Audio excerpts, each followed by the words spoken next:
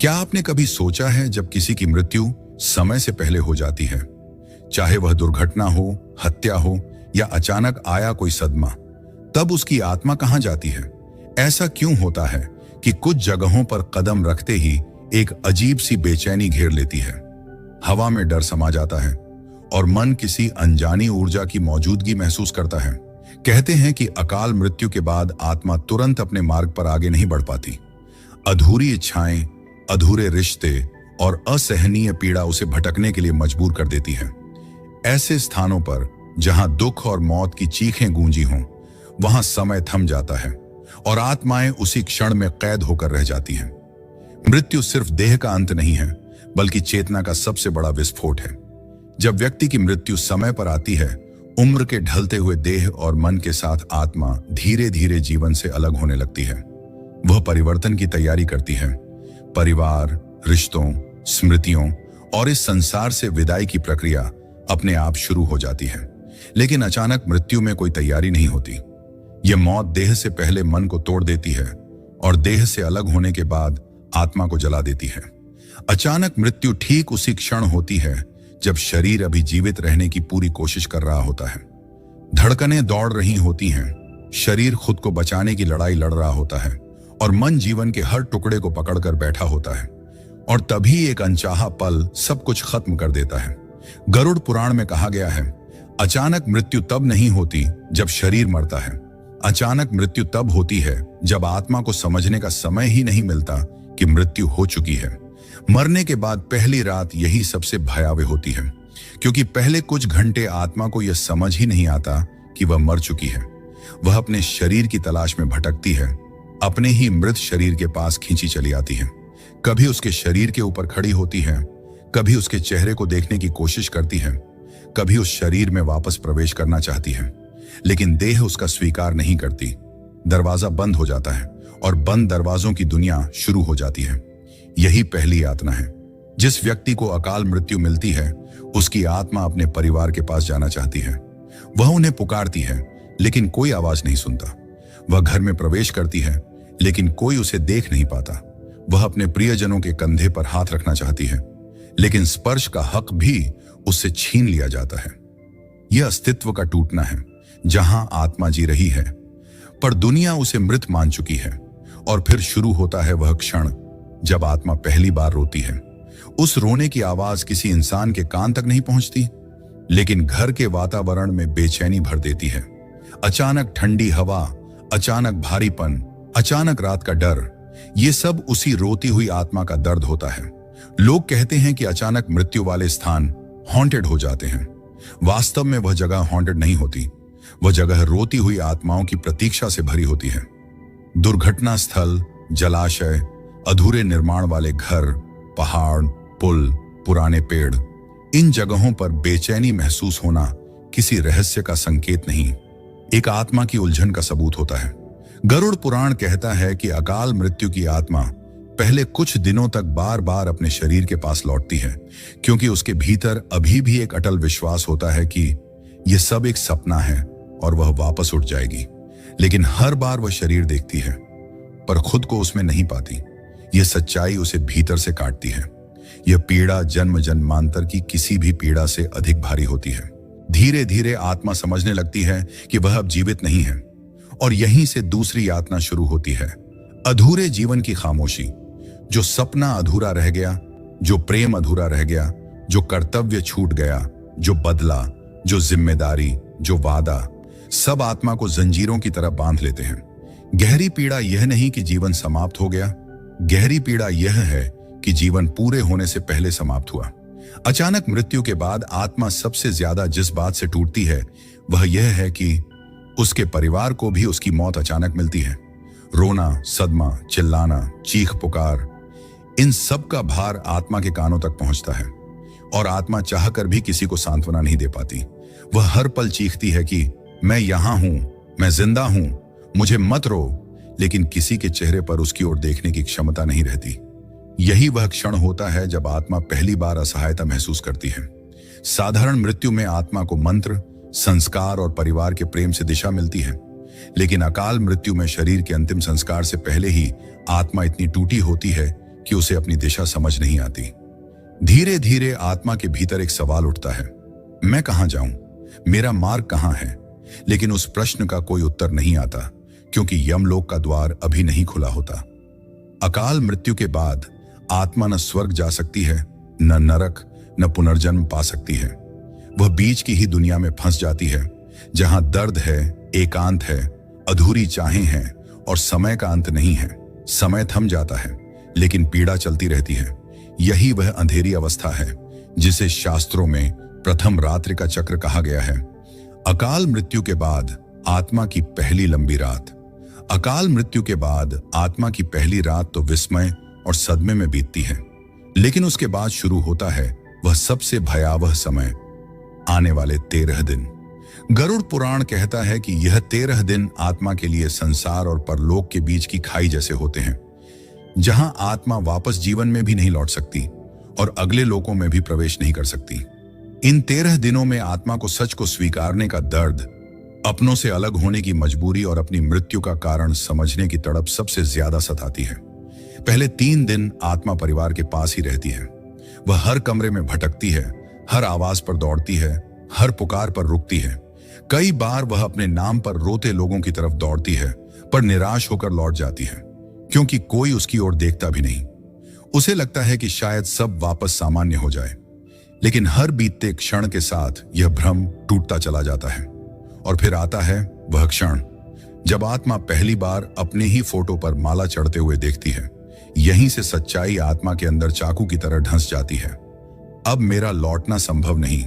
इसके बाद चौथे से 7वें दिन तक आत्मा सबसे ज्यादा बेचैन होती है, क्योंकि पहली बार उसे अपने ही लिए रोते हुए लोग दिखाई देते हैं, पर वह उनके आंसू पहुंच नहीं पाती। मंदिरों में प्रार्थनाओं की आवाजें उठती हैं, पर आत्मा उन प्रार्थनाओं को सुनने की स्थिति में नहीं होती। दुनिया उसे मोक्ष की राह दिखाना चाहती है, लेकिन उसका मन दुनिया में ही जकड़ा रहता है। इन दिनों में आत्मा के भीतर सबसे ज्यादा भाव जगते हैं, मेरे बिना अब उनका क्या होगा, क्यों मरा मैं, क्यों इतनी जल्दी, क्या मैं कुछ कर सकता था। और इनमें सबसे दर्दनाक विचार है, अगर मुझे एक मौका और मिल जाता। यही सोच आत्मा को सबसे ज्यादा बांध लेती है। 7वें से 10वें दिन तक ये वह समय होता है जब आत्मा घर से दूर जाने लगती है और वापस लौट नहीं पाती। ये दिन आत्मा पर सबसे भारी इसलिए पड़ते हैं क्योंकि उसके सामने संसार के दरवाजे बंद होने लगते हैं। वह अपने परिवार को पुकारती है, बच्चों को, माता पिता को, भाई बहन को, प्रिय व्यक्ति को, दोस्तों को, लेकिन कोई सुनता नहीं। आत्मा महसूस करती है कि संसार उसे भूल नहीं रहा, लेकिन उसके बिना जीने की तैयारी कर रहा है। उसे यह एहसास भीतर तक तोड़ देता है कि जीवन चलता रहता है, भले ही वह खुद अब उसका हिस्सा नहीं। 10वें से 13वें दिन तक का समय सबसे निर्णायक होता है। आत्मा की बेचैनी अब चरम पर पहुंच जाती है। वह महसूस करती है कि अब वह इस दुनिया में टिक नहीं सकती, पर उसके पास जाने के लिए कोई राह भी नहीं। यह वही समय है जब आत्मा के आसपास अदृश्य शक्तियां सक्रिय होने लगती हैं। कुछ आत्माएं जो बहुत दयनीय स्थिति से गुजरी थीं या जिनका जीवन और भी अधूरा था, वे पास आने लगती हैं। वे आत्मा को अपनी ओर खींचने की कोशिश करती हैं, क्योंकि अकेली आत्मा उनके लिए सबसे आसान शिकार होती है। वन, वीरान जगहें, पुरानी हवेलियां, कुएं, पहाड़, दुर्घटना स्थल, ये वही स्थान है जहां अकाल मृत्यु वाली आत्माएं एक दूसरे के दर्द से जुड़ती हैं।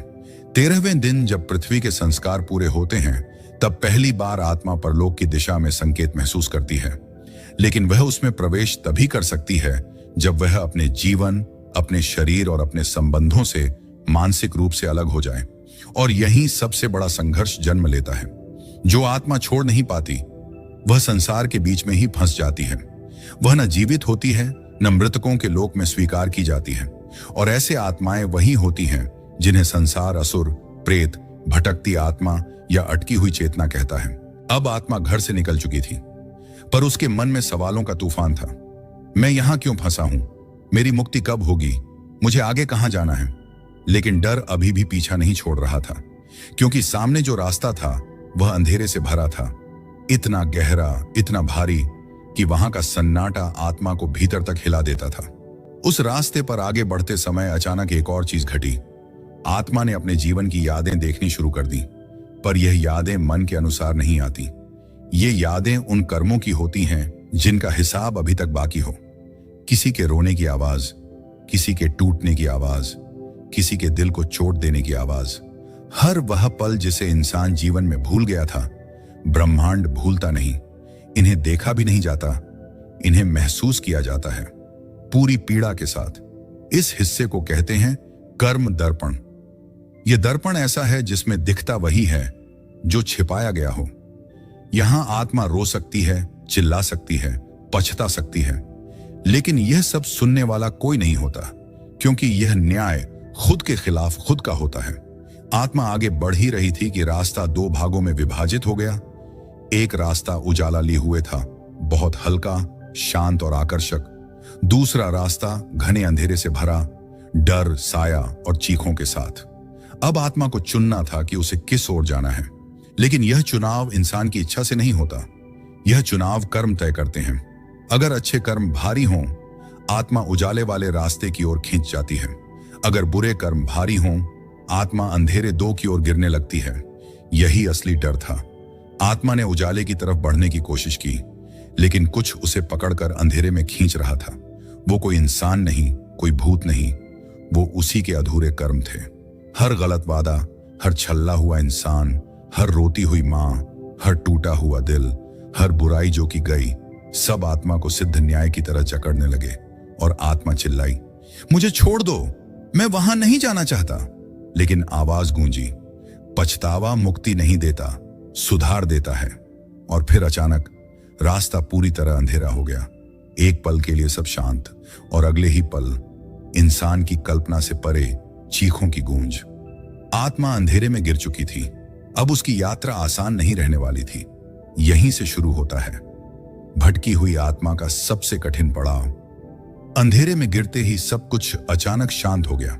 ना रोशनी, ना कोई आवाज, सिर्फ एक गहरा खालीपन जो आत्मा के भीतर तक उतर रहा था। कुछ पल के बाद आत्मा ने महसूस किया कि वह किसी जगह पर रुक गई है। यह एक अदृश्य कारावास था।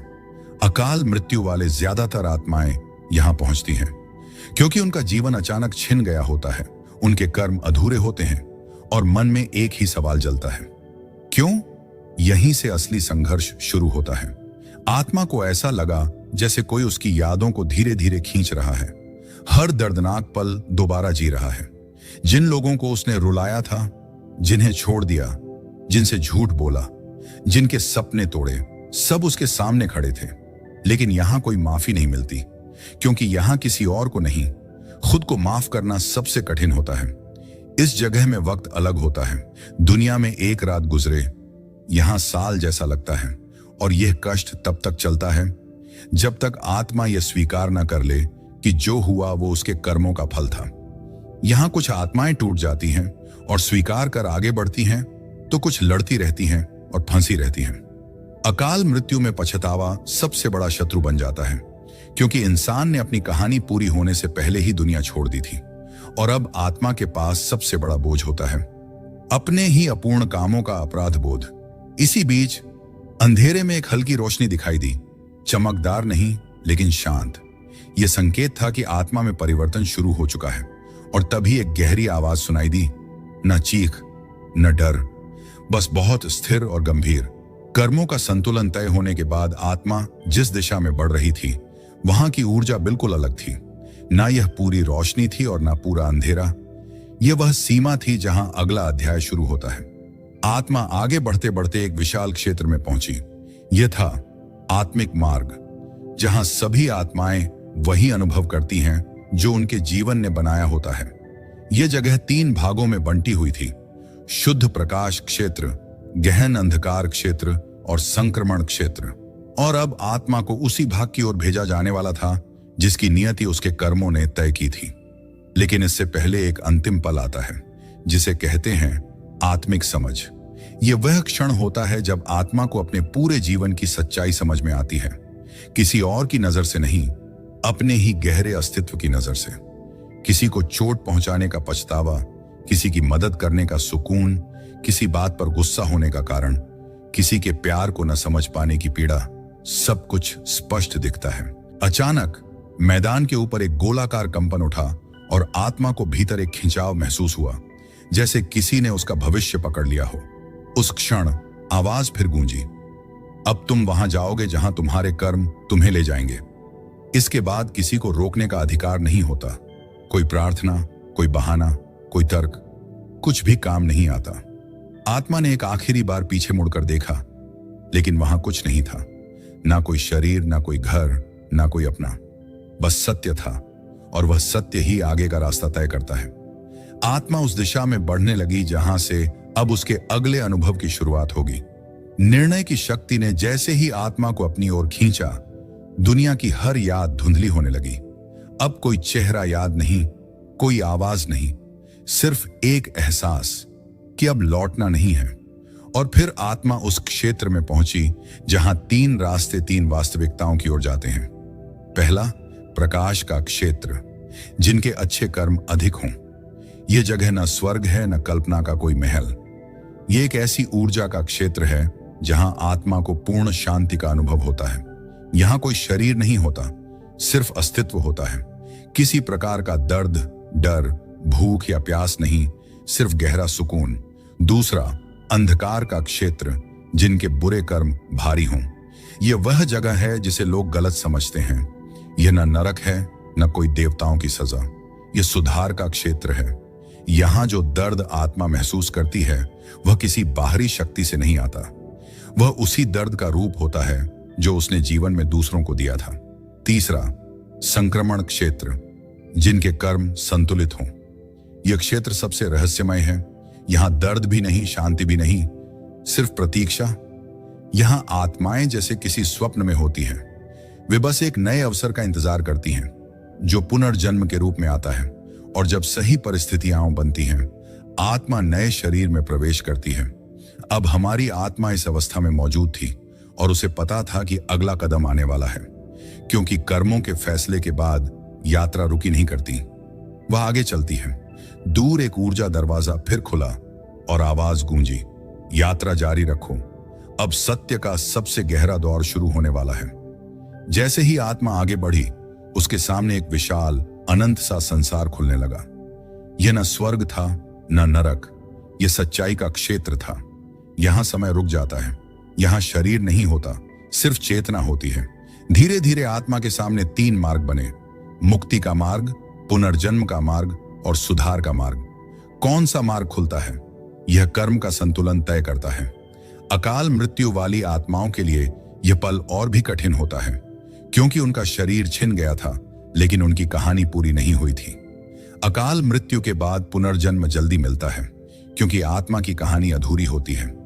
ऐसे जन्म में बच्चे डर लेकर पैदा होते हैं, रात में अचानक रो पड़ते हैं, कभी कभी सपनों में पुरानी यादें झलकती हैं, या किसी किसी को बचपन से ही परालौकिक संवेदनाएं होती हैं, क्योंकि आत्मा अभी भी अपने पिछले अनुभव से पूरी तरह मुक्त नहीं होती।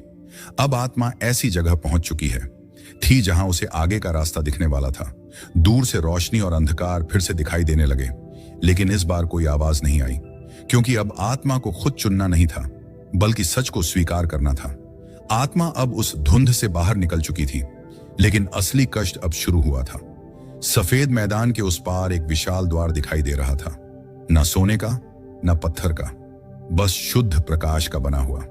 यह वही स्थान था जहां सदियों से आत्माएं अपने अंतिम निर्णय का इंतजार करती हैं।